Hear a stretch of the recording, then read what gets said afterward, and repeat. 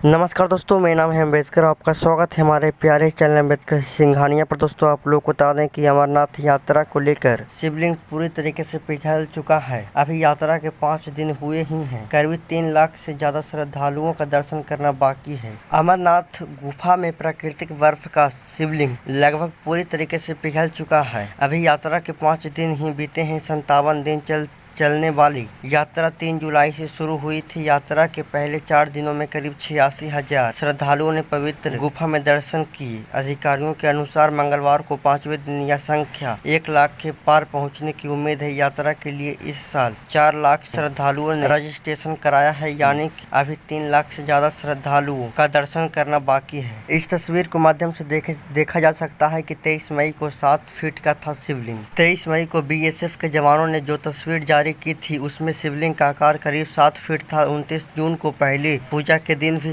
हिमलिंग की ऊंचाई 5 फीट से ज्यादा थी। 6 जुलाई को सामने आई तस्वीर में हिमलिंग लगभग 90% यानी कि 90% गायब हो चुका है। 48 किलोमीटर लंबे नूनबान पहलगाम रूट और 14 किलोमीटर वाले छोटे लेकिन कठिन बालटाल रूट से लगातार यात्रा दर्शन के लिए पहुंच रहे हैं। यात्रा 28 अगस्त को रक्षाबंधन के दिन खत्म हो जाएगा। श्रद्धालु बालटाल मार्ग से पवित्र अमरनाथ गुफा की ओर रवाना होते हुए नजर आ रहे हैं, जैसा कि आप लोग तस्वीरों के माध्यम से देख सकते हैं। मंगलवार को बारिश के चलते श्रद्धालु रेनकोट में नजर आए। महिला सुरक्षाकर्मी से बातचीत करते हुए नजर आए श्रद्धालु।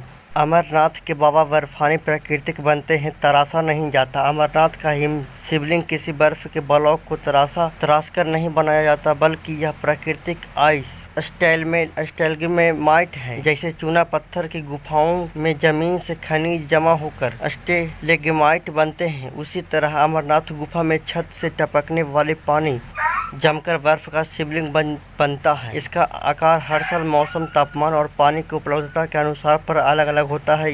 यही इसकी सबसे अनोखी विशेषता है। अमरनाथ में शिवलिंग की ये तस्वीर 1999 की है, जिसमें 10 फुट से भी ऊंची शिवलिंग देखा जा सकता है और काफी विशाल भी है। 5 मुख्य कारण जिनसे हिमलिंग का आकार घटता जा रहा है। पहला, तापमान का बढ़ना। दूसरा, श्रद्धालुओं की संख्या बढ़ना। टपकने वाले पानी में बदलाव, नमी और हवा में बदलाव। मौसम में लगातार बदलाव के कारण हिमलिंग का आकार धीरे धीरे काफी छोटा नजर आ रहा है पहले के मुकाबले। शिवलिंग गायब होने से यात्री पर क्या असर पड़ेगा, समझिए सवाल जवाब में। पहला सवाल, क्या शिवलिंग फिर से बन सकता है? इसकी संभावना बहुत कम है। ताजा बर्फबारी या तापमान 0 से नीचे जाने पर ही दोबारा बन सकता है। दूसरा सवाल, प्राकृतिक शिवलिंग कैसे बनता है? सर्दियां और बसंत में गुफा के अंदर पानी की बूंदें जमकर धीरे धीरे बर्फ का शिवलिंग बनाती है। तीसरा सवाल, क्या शिवलिंग पिघलने से अमरनाथ यात्रा रुक जाएगी? फिलहाल ऐसी कोई आधिकारिक घोषणा नहीं है, यात्रा पहले की तरह जारी है। चौथा सवाल, क्या अब तक कितने श्रद्धालु यात्रा कर चुके हैं? यात्रा शुरू होने के बाद अब तक 50,000 से ज्यादा श्रद्धालु बाबा बर्फानी के दर्शन कर चुके हैं।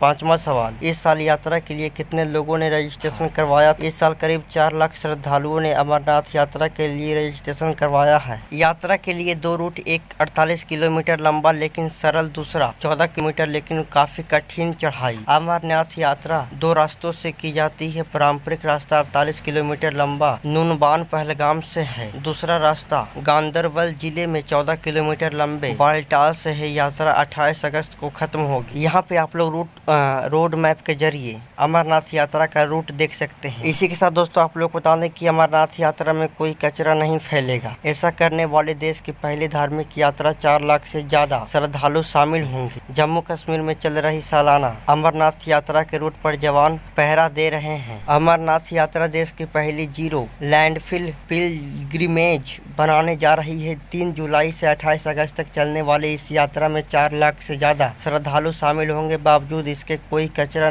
लैंडफिल नहीं जाएगा। जम्मू कश्मीर प्रशासन ने श्री अमरनाथ यात्रा 2026 को जीरो लैंडफिल पिलग्रिमेज बनाने का लक्ष्य तय किया है। इसके तहत यात्रा मार्ग पर निकलने वाले कचरा को संसाधन में बदला जा रहा है। कचरों के गोबर में बायोगैस बनाई जाएगी। प्लास्टिक कचरे को कम करने के लिए वाटर ATM लगाए गए हैं और पूरे मार्ग पर वैज्ञानिक तरीके से ठोस व तरल कचरे का प्रबंधन किया जा रहा है। यह पहल स्वाहा रिसोर्स मैनेजमेंट और जम्मू कश्मीर के ग्रामीण सुरक्षा विभाग कर रहा है। आप लोग को बता दें कि 700 मीट्रिक टन कचरा निकलेगा। अनुमान है कि यहाँ करीब 700 मीट्रिक टन कचरा निकलेगा। इसके लिए बालटाल व पहलगाम दोनों मार्गों पर डस्टबिन लगाए गए हैं और विशेष सफाई दल तैनात किए गए हैं जो ठोस और तरल दोनों प्रकार के कचरे का संग्रह और वैज्ञानिक निस्तारण कर रहे हैं। ग्रामीण सुरक्षा विभाग की महानिदेशक अनु मल्होत्रा बताती है कि यात्रा शुरू होने के पहले दिन से ही